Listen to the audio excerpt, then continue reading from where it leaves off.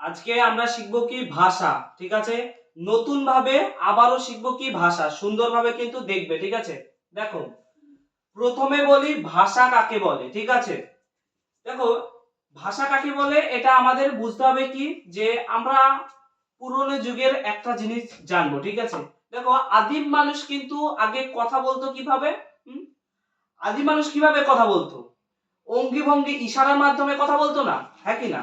তো আমরা যদি এবার ভাষাকে যদি সুন্দরভাবে বলতে যাই, কি হবে, যে যখন আমরা কি একে অপরের সঙ্গে যখন মনের ভাব যখন আমরা প্রকাশ করি, মানে একে অপরের সঙ্গে যখন কথা বলে যখন মনের ভাব প্রকাশ পায়, তখন তাকে আমরা ভাষা বলি, ঠিক আছে। তা আমি আবারও দেখাচ্ছি যে এখানে দুজন ব্যক্তি আছে, ঠিক আছে। সুন্দরভাবে বলছি, হ্যাঁ, দেখবা তোমার ভালো লাগবে। এখানে একজন ব্যক্তি, এটা হলো কে, দয়াননাথ, ঠিক আছে। এটা দয়াননাথ, দয়াননাথ। আর এটা হলো কি অর্ণব, খুব ভালো বেস্ট ফ্রেন্ড, হ্যাঁ, অর্ণব, অর্ণব।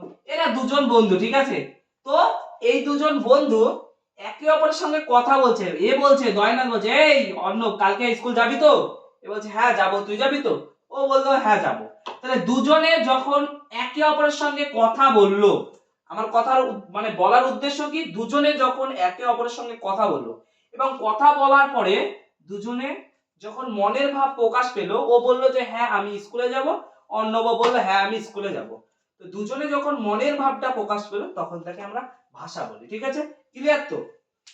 ওকে, দেখো, এরপরে আমরা জানবো কি ভাষাকে কয় ভাগে ভাগ করা হয়, এটা আমরা জানবো। দেখো, ভাষাকে যদি আমি ভাগ করি, তাহলে এর কটা ভাগ আছে ভাই, বলতে পারবে কটা ভাগ আছে?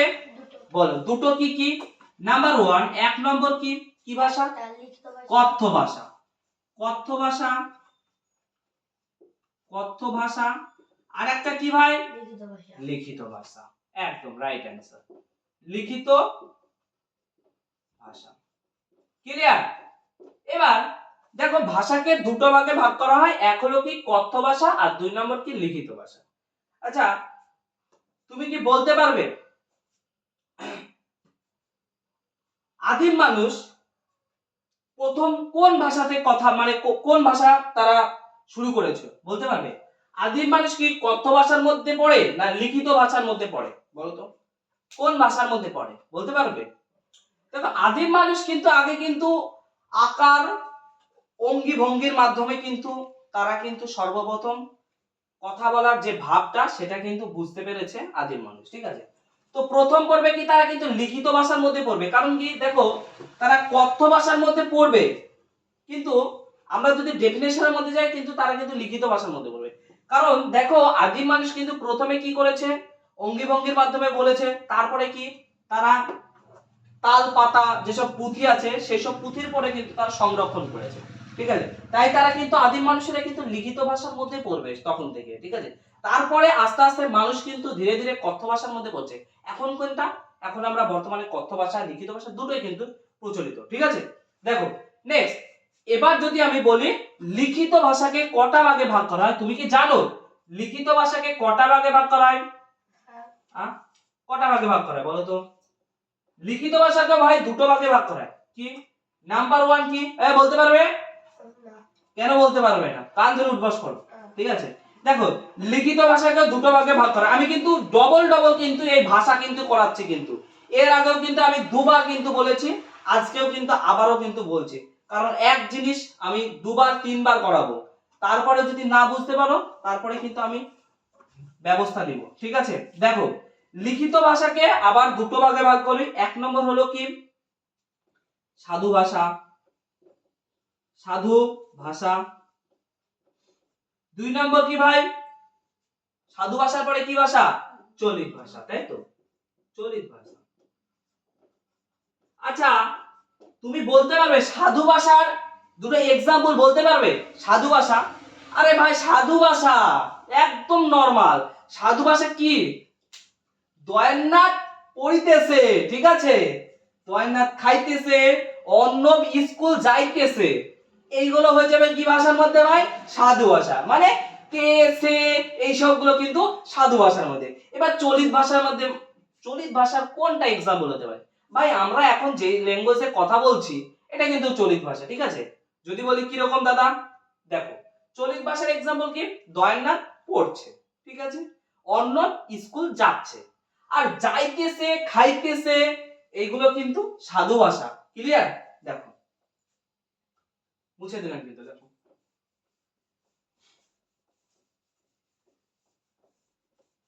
তাহলে আরেকবার যদি আমি বলি ভাষা কাকে বলে, আবারও বলছি, একে অপরের সঙ্গে কথা বলে যখন মনের ভাব প্রকাশ পায় তখন তাকে আমরা কি বলি, ভাষা বলি, ঠিক আছে। নেক্সট, তাহলে ভাষাকে কটা ভাগে ভাগ করা হয়, দুটো ভাগে। এক হলো কি কথ্য ভাষা, দুই নম্বর কি লিখিত ভাষা। এবার লিখিত ভাষাকে দুটো ভাগে ভাগ করা হয়, এক হলো সাধু ভাষা আর একটা হলো কি চলিত ভাষা। আমরা সাধু ভাষা চলিত ভাষার যে एग्जांपल সেগুলো কিন্তু আমরা ক্লিয়ার করলাম, ঠিক আছে। এবার আসবো কি মাতৃভাষা কাকে বলে, ঠিক আছে। ভাষার আরেকটা আছে কি মাতৃভাষা। মাতৃভাষা, মাতৃভাষা কাকে বলে জানো, বলতে পারবে? আচ্ছা মাতৃভাষা কাকে বলে বলো তো, এক সেকেন্ড। দেখো মাতৃভাষা আমরা তাকেই বলি, দেখো আমি লিখে দিচ্ছি সুন্দর করে দেখবে, হ্যাঁ। মানব শিশু, মানব শিশু তার মায়ের মুখ থেকে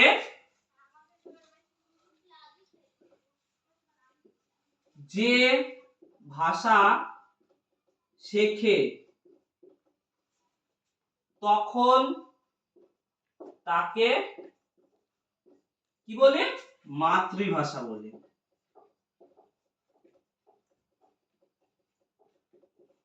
তাহলে বুঝতে পারলাম তো, দেখো ডিস্টার্ব করবে না।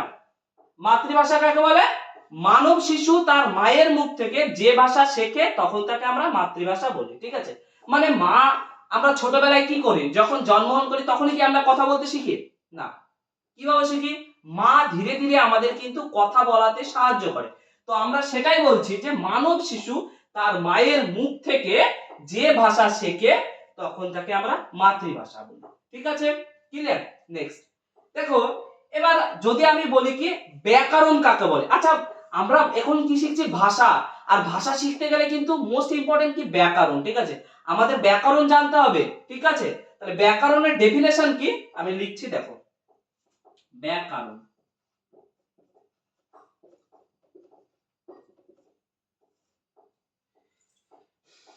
দেখো ব্যাকরণ আমি প্রথমে বলছি, দেখো যে বই পড়ে,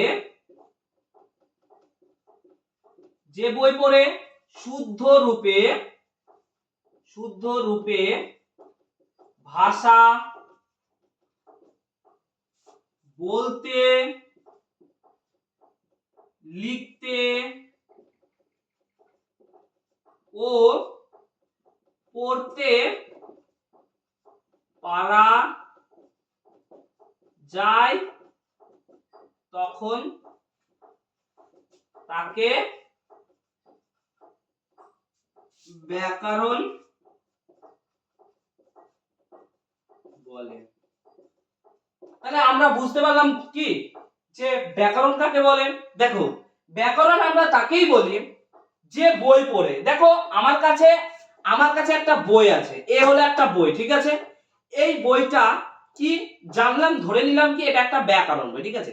এই যে এই বইটা পড়বো, ঠিক আছে, এই বইটা পড়ে শুদ্ধ রূপে, এই বইটা যখন আমি পড়লাম, পড়া হয়ে গেছে, পড়া হয়ে যাওয়ার পরে তখন আমি কি নিজে নিজেই এই বইটা পড়তে শুদ্ধ রূপে মানে সঠিকভাবে পড়তে এবং লিখতে পারা যায় তখন তাকে ব্যাকরণ বলে, ঠিক আছে। ক্লিয়ার তো?